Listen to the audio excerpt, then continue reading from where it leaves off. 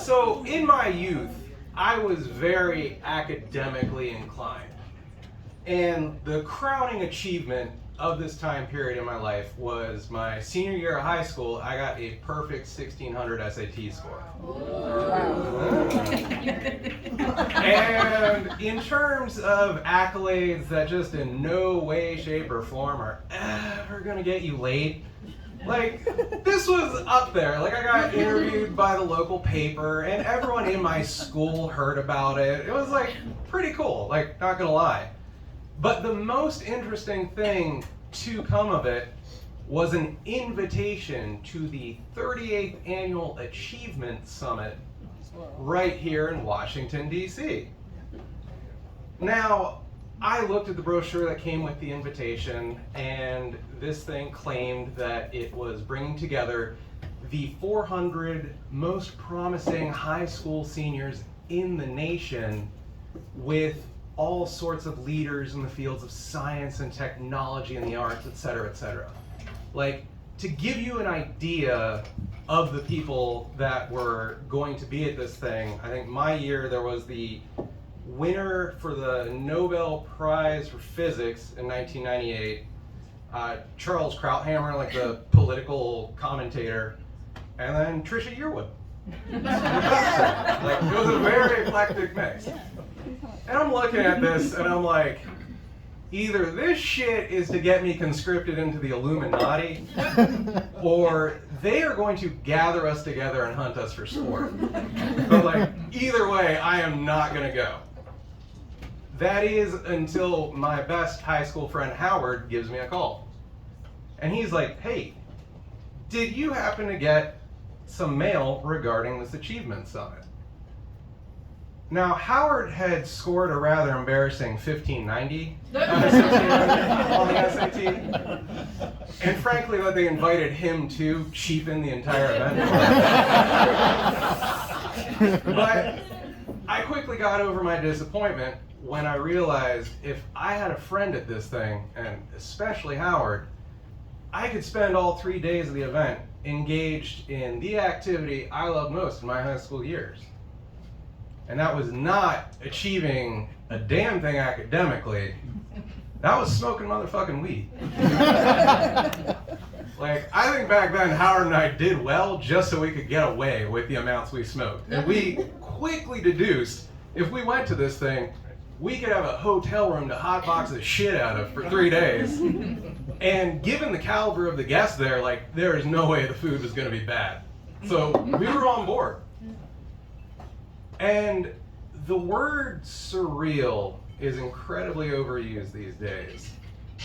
But when you are 18 years old, rolling out of bed with a breakfast blunt, and then putting on flip-flops and shorts and a Chronic the Hemp Hog t-shirt, and walking downstairs to wait in line at an omelet bar next to Aretha Franklin, like, that shit's surreal. There's no other word for it. And my plan, like, pretty much went off without a hitch. Like, I avoided most of the events. I didn't mingle with any of the 400 other kids. I didn't talk to really any of the guests there. Like, it was the 90s, so it was the whole, like, ironic detachment thing. Like, I guess I wanted to be the bad boy of perfect SAT scores. I don't know. But there was one dude there that I wanted to talk to. And that was the creator of Star Wars, George Lucas. Now, I personally am not the biggest Star Wars guy, but the guys that I smoke weed with on the regular were the biggest Star Wars guys. And much like someone coming back home from war would be greeted by their friends with like, hey, you are never gonna pay for a drink again, buddy. I figured if I talked to George Lucas, these guys would be getting me high for life. So there was definitely like a pecking order to the celebrities at this thing. Like, on one end of the spectrum was like the doctor that invented the cure for your grandma's cancer. And it's like, well, I guess I have you to thank for the $20 checks coming in any Christmas still, but I have nothing to say to you. And like, middle of the pack was like the owner of the Minnesota Vikings. And you're just like, oh, cool. Did you happen to bring Randy Moss with you? Oh, you didn't. All right, I have nothing to say to you as well. And all the way on the other side was George Lucas. Like, this was, I want to say Phantom Menace had just come out or was just coming out. Like, his name had not been bigger in decades. And when he finally shows up the third day of this conference, people reacted like it was the Pope interviewing the goddamn Beatles. Like, it was just this scrum of 400 of my fellow nerds, like, wanting to tell this dude what the Ewoks meant to their childhood. And I was looking at him across this event hall, and he just looked like sad and like, ah, oh, shit, not again. And I don't know what got into me. I'm kidding, it was the weed. Like, I don't know. But I was like, it's not enough to just talk to George Lucas. I'm gonna have to put a smile on that man's face.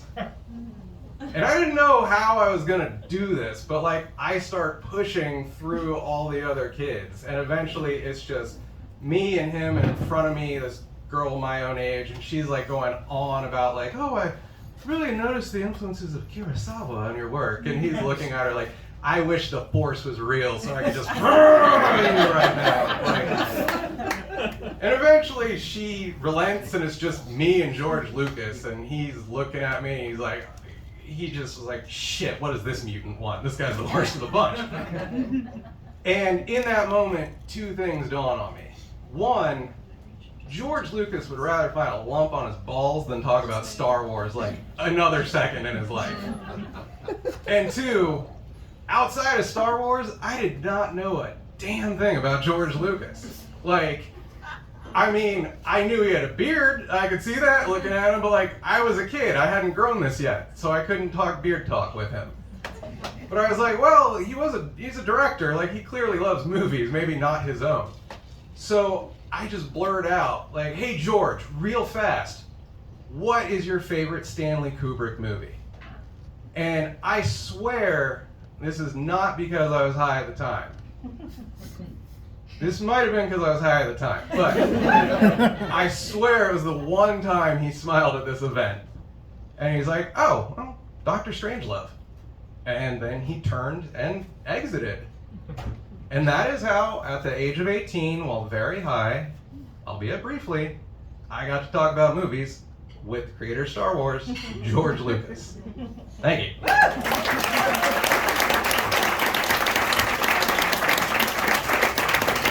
Give it up for John. Did that guy really get 1,600 on his SATs? I mean, come on.